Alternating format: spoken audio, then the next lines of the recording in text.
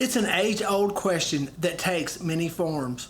What is the significance of life?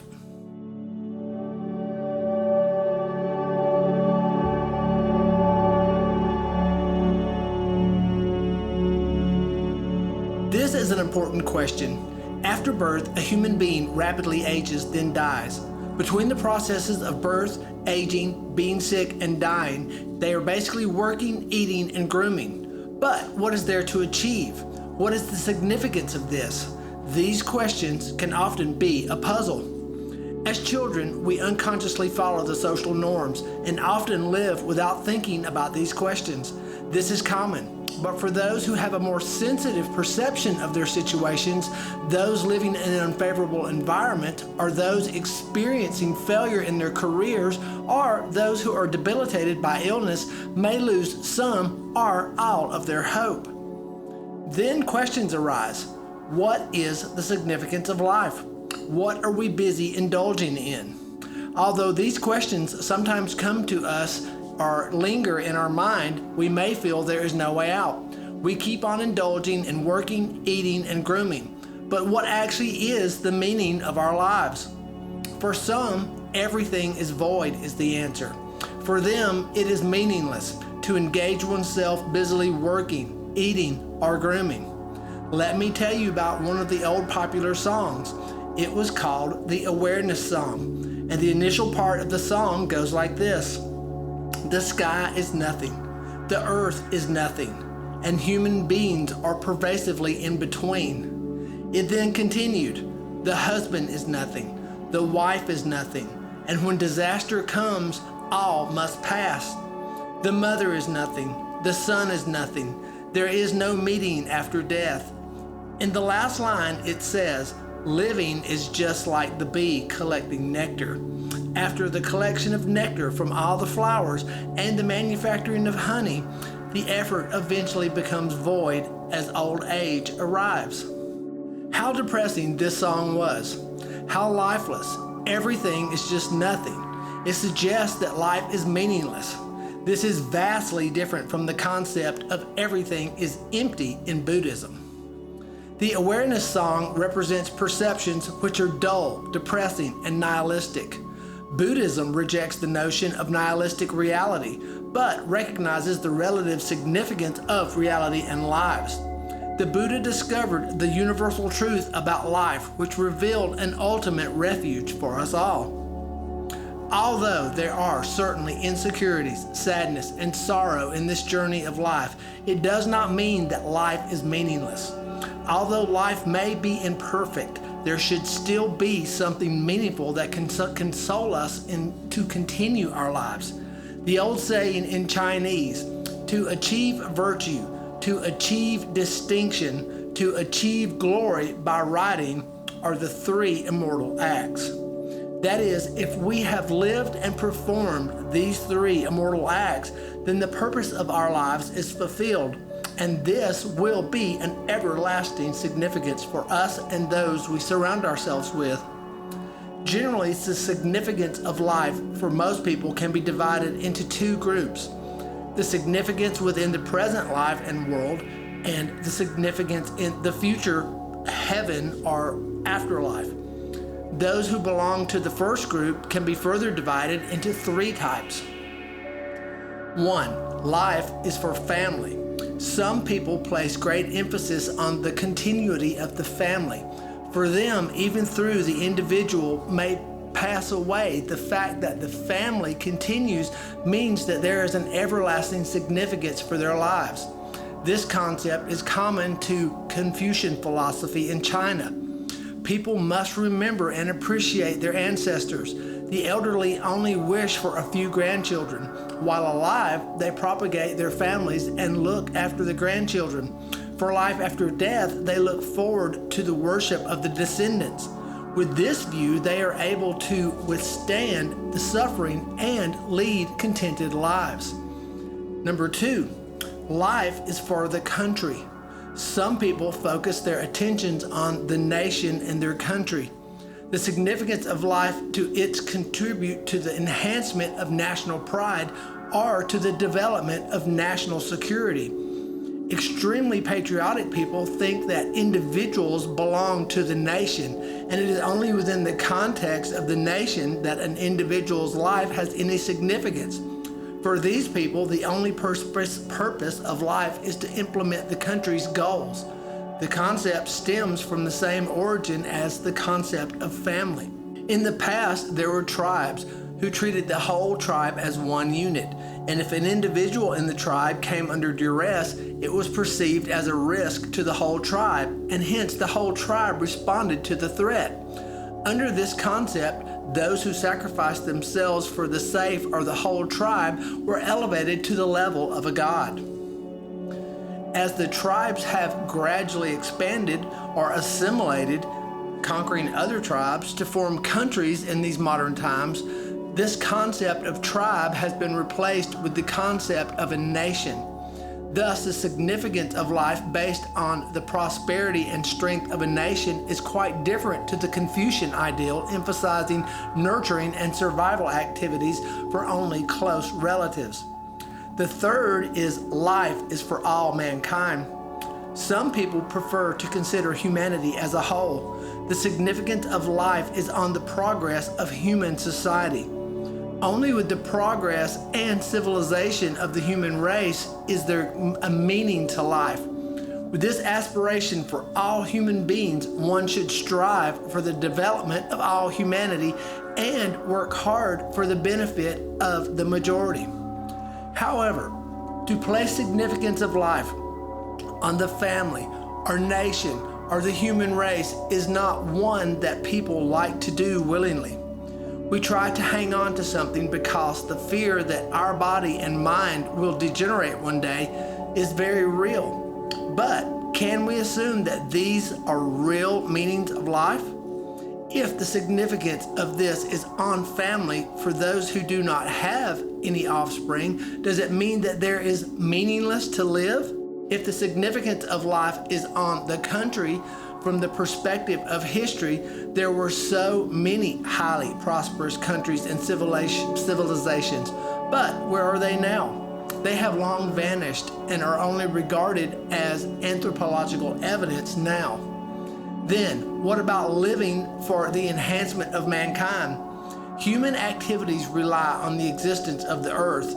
Although it may still be a very long time to go, it is inevitable that the earth will degenerate one day. What is the significance of life when the earth ceases to support the human achievements and activities? It seems that these significance of life adopted by most people will eventually become void. Their ideas cannot get away from the simple ideologies mentioned in the awareness song. The concept of a future in heaven has been used by most worldly religions, especially religions with a God such as in Western countries, to explain the significance of life. In these religions, the world where we humans now live is just an illusion. Human beings that live in this world believe in God, love the God, and abide by His instructions in order to get to the heaven in their future. Some religions say the end of the world is coming, and they also have no faith in the God who will be trapped in hell or eternal suffering. Whereas those who believe in the God will get into heaven and enjoy the eternal bliss. So it would seem all the faith, morality, and good actions people do are motivated by their desire to prepare for their entry into heaven. But this heaven is something for the future. It is impossible to go to heaven while still living as a human being. Therefore, the concept of a heaven is only a belief in reality. Heaven cannot be proven to exist.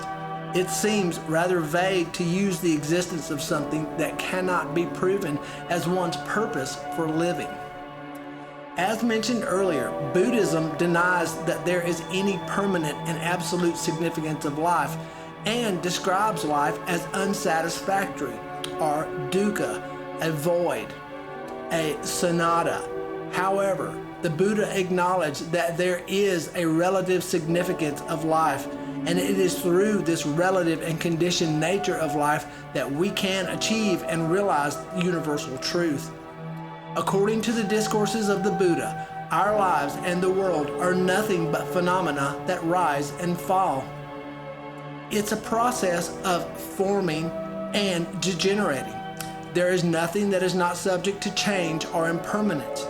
Impermanence indicates that there is no eternal bliss, because even a joyous state will eventually cease and become suffering. Because there is suffering, there will be no ultimate and complete freedom. Hence, the Buddha taught about non-self. Self implies the existence in this context. The Brahmin of the Buddha's era considered life and the world by conceptualizing that there was a metaphysical entity who has the nature of permanence, happiness, and self. This concept was completely refuted by the Buddha, and he described it as a delusion. The Buddha observed that the reality and taught the truth of impermanence and suffering and non-self. From these truths of life, example, impermanence, unsatisfactory, and non-self, we can establish the significance of our lives. According to the Buddha, life and the world and existence are dependent originated. Dependent origination means that all phenomenon and all existence do not arise due to the instructions or limitations of a God, or nature, or fate, or spontaneity, but to the law of dependent origination. Under the interplay of the main, auxiliary, and the various complicated conditions and reasons, we exist now as we are. Everything exists due to causes and conditions. From the perspective of the causes and conditions, existence is referred to as the effect. Therefore, life and the world are a product of a stream of extremely complicated causes and effects, and they are strictly abided by the law of cause and effect. The existence of human beings is therefore entirely dependent originated. Dependent origination has a co-commitment reciprocating relationship externally and a past to future continuous relationship internally. For example, we have a reciprocating relationship and mutually affected action and reaction relationship simultaneously with other human beings, other sentient beings, and nature, which includes the earth, water, fire, wind, and air. One type of existence constitutes one type of activity that has at the same time different effects on oneself as well as to the others, resulting in different karmic relationships. For instance, in one country, the political, economic, educational, or foreign policy will definitely affect other countries in some ways, although the greatest effect will be on the country itself. This is the same for social organizations or family. All actions will affect other social organizations or families, and the greatest effect is on the particular social organization or family itself. As for the individual, their speech and behavior will affect the others, but at the same time, these actions will also affect the individual and their future. Even for those ideas within their mind that are not expressed, they will also affect them physiologically and mentally. The dependent originated world and life is actually the network of our relationships with one and another. One could be motivated or being motivated. In the sutras, this is described as the illusory network or the pervasive network. Understanding this infinite, reciprocating, and continuous relationship can help us comprehend our life and everything in the world. From the principle of cause and effect, Buddhism explains that the body and mind activity of an individual, be it good or evil, will not only affect the individual internally, creating potentially habitual tendencies, karma, but also influence others externally. When our body and mind disintegrate and death comes, our habitual tendencies, our karma, with our desire to be reborn and attachment to life as conditions propagates into the new composition of body and mind. This is the beginning of a new life. From continuous causes and conditions and their effects, impermanence and non-self, there is an infinite flow of life, which continues from one to another. This is different from the teachings of other religions, that there is a permanent soul that moves on from world to world. This is like a country where there is a continuous disintegration of dynasties, followed by the formation of new dynasties. Life is dependent originated. For all the good and evil deeds we do, the results will be experienced in this life or in our new lives in the future. The law of cause and effect is the axiom. The combinations of mind and body of this life will disintegrate and die. All of our actions, the good and evil deeds, will determine our future. The karma of sentient beings is continuous. Be it good or evil, it has a positive or negative significance which will influence our conditions in the future. Therefore, death is part of the process of life. It is not a sudden disappearance. Every act has its results. Life after death, we continue to create new karma. When we experience temporary suffering or downfalls, we should not feel disappointed. It will only be temporary phenomena. Our future may still be bright. The avoidance of suffering and the attainment of happiness can only be achieved by avoiding evil and doing good according to the law of cause and effect. It cannot be achieved by pure luck, nor by the help of any god. To be able to lead a human life is actually the result of good karma. The good or evil deeds of this life will determine the higher or lower realms of our future life. The Buddha kept telling us that it is precious to be born as human. However, many Buddhists sometimes misunderstand the teaching of the Buddha. They only brood over the suffering of human beings and do not appreciate that it is precious to be born as a human being and live this life. According to the sutra, humans have 3 supreme characteristics. These characteristics are not only better than animals, ghosts, and beings in hell, but they are also better than the devas in the heavenly realms. What are the characteristics? They are morality, knowledge, and steadfast determination. In the human world, we know about suffering and are able to help those who suffer, but morality, knowledge, and human determination is sometimes not completely satisfactory. It has its side effects, sometimes including a tendency for humans to self-destruct. But through these qualities, human beings are able to develop a sophisticated culture. This is a fact that cannot be denied by simply looking around. During the evolution of mankind, we have come to realize that there is a dissatisfaction and incompleteness in this life. This prompts us to pursue perfection and completion. Human beings can avoid evil deeds, perform good deeds, and accumulate merit. We can upgrade ourselves, according to the Buddha. Humans are the only beings that can renounce the world and aspire to the mind of a Buddha or Bodhisattva. Only human beings can transcend relativity and the possibility to experience the absolute state, which corresponds to the initial state of enlightenment. How precious human life truly is. We should understand the value of it is precious to be born as human. Then the significance of life can be well understood. We should appreciate and utilize our lives and do our best not to waste our days or our time. Let us talk about the significance of life from the perspective of absolute. Human beings are able to practice meritorious deeds. They are also able to upgrade themselves.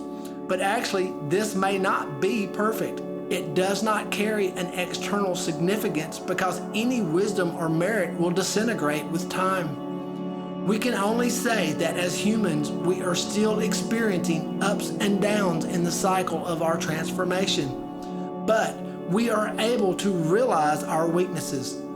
From this unsatisfactoriness, the ambition and the urge to attain perfection and completion always will arise. The worry is, if our wish for perfection is unrealistic, we may be led to believe in the imaginative external world of heaven by the followers of a divinity. According to the Buddhist and Buddhism, the reality of life is dependently originated, as I mentioned before. The only way to transcend the state of relativity and experience the state of absoluteness is to understand, grasp, and experience the nature of dependent origination. Dependent origination is a phenomenon of impermanence and non-self. Life is also impermanent and non-everlasting and non-self because self doesn't exist. Everything exists according to the law of dependent origination. From the perspective of the law of cause and effect, why do we have to live life after life without a halt? The reason is sentient beings, including human beings, cling and become attached to their own self, and they conduct all sorts of activity with this self-attachment. These activities generate karma, resulting in an individual's repertoire of cause and effect. Self-attachment is the cause of selfishness in human beings, and it arises from our ignorance. We are being deluded and confused by worldly phenomenon and unable to recognize the truth of dependent origination of all phenomenon. The Buddha shows us the natural nature of dependent origination through various profound skills and means. With reference to the worldly phenomenon, this law of dependent origination is beyond time and space, beyond relativity, and beyond birth and extinction. The law of dependent origination is always as such. It is because of the definement of self-clinging and self-attachment that human beings are deluded. And with that, our morality, wisdom, and determination need to be guided. And the guidance of the Buddha tends to lead us to developing our own practice and transcend the mundane state of human being. Then we may realize and experience the ultimate absolute form from the dependent origination worldly conditions. If we can attain this blissful state, we will find that although life is still life, every present state of life is eternal or external, and every moment is a moment of liberation. There may be some difference between the teaching and the Swarovski and Mahayana teachings, but the core principles are the same. Life is meaningful. Not only should we discover its worthiness, we should also realize its ultimate significance. With this human life, we can progress to the attainment of Buddhahood. How precious our lives truly are. Peace and love, Jim.